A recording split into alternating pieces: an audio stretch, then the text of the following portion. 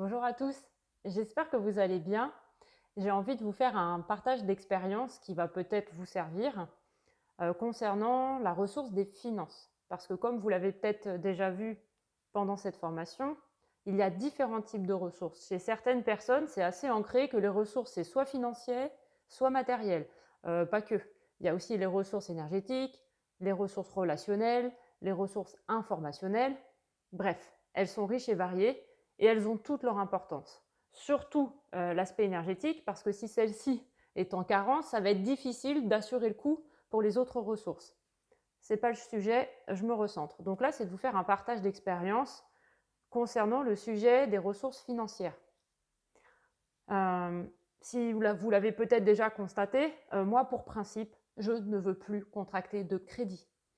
La vie entrepreneuriale d'entrepreneur m'a appris que c'est important de faire avec ce que j'ai.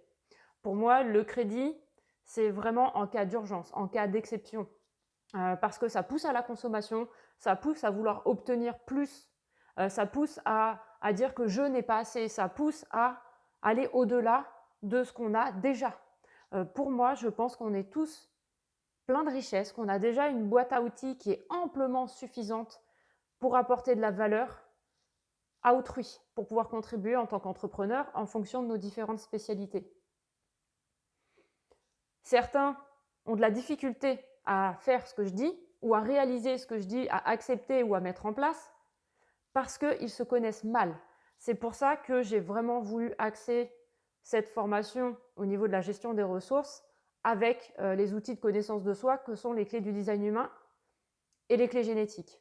Parce que pour moi, la connaissance de soi dans ce genre de prise de décision, c'est capital, fondamental. Ça évite de prendre des décisions qui sont complètement à côté de la plaque par rapport à qui on est, par rapport à notre profil d'entrepreneur et notre direction. Donc dans l'absolu, pour moi, le principe des crédits, c'est à proscrire. Maintenant, un principe n'est pas une vérité absolue. Dans le sens où parfois, dans des cas exceptionnels, c'est important de faire l'inverse de certains principes parce que la situation présente le demande et que parfois c'est un bien pour un mal que de faire l'inverse de ce qu'on est censé faire. Par exemple, moi, dans ma situation actuelle, je devrais tout sauf contracter un crédit.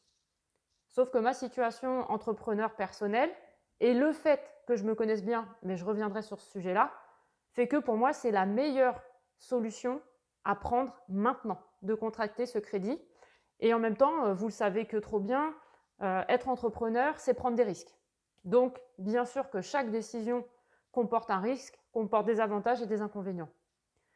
Là où la connaissance de soi intervient dans ma prise de décision, c'est que je n'ai pas besoin de l'extérieur pour me dire ce que je dois faire et pour savoir ce qui est le plus juste. Même si j'ai pour principe de ne pas faire de crédit, je suis quelqu'un de splénique et je sais que mon autorité, elle décide d'instant en instant et en fonction de ma propre survie. Et comme je suis bien connectée à l'intérieur de qui je suis, mon flair me dit cette fois-ci, contracte un crédit parce que ce sera vraiment un mal pour un bien. Ça va vraiment être un tremplin par rapport à cette transition de vie que tu vis. Parce que l'objectif aussi que j'ai au travers de ce crédit vient nourrir un projet profond, un projet qui a du sens parce que j'ai décidé, en fonction de mon profil entrepreneurial et de ma prospérité, ce que vous verrez aussi dans la partie des clés génétiques et de la séquence Perle.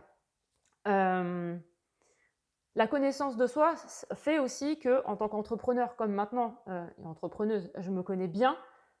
En prenant cette décision, je peux aussi faire face aux jugements, aux critiques ou à des opinions qui sont complètement différentes de la mienne, même vis-à-vis de mon propre principe. C'est-à-dire que je ne vais pas vivre cette dualité parce que j'ai le principe de ne pas le faire et de me juger mince, je le fais, c'est pas bien, ça veut dire que j'ai pas suré. Non, non, non. Ça veut juste dire que là, Eleonore, présentement, c'est la meilleure solution que tu as à faire. Donc c'est hyper important de garder à l'esprit, première chose, que c'est important d'avoir des principes parce que ce sont nos fondations, des principes, des valeurs, un code de vie, un code de conduite dans votre entreprise. Mais c'est important aussi de garder à l'esprit que parfois certaines situations nous obligent à faire complètement l'inverse. Mais il faut que ça reste un cas exceptionnel. Et que si, troisièmement, vous connaissez bien en tant qu'entrepreneur, vous saurez si oui ou non, dans ce cas exceptionnel, il est important de prendre une décision qui va aller à l'opposé de vos principes. Et quand vous avez ces 3 points-là, bah, ce qui fait qu'aujourd'hui, je suis pleinement en accord et en harmonie avec moi-même. Alors oui, je prends un risque, mais je le sens que c'est la meilleure décision que je puisse prendre en tant que chef d'entreprise. Voilà, j'espère que ce retour vous sera utile.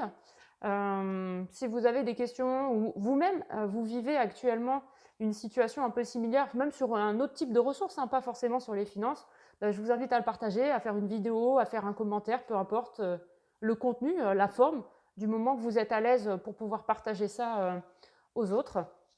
Je pense que j'ai fait le tour. Si toutefois j'ai des ajustements à vous le faire, je le ferai en commentaire sous cette vidéo. Belle journée à vous!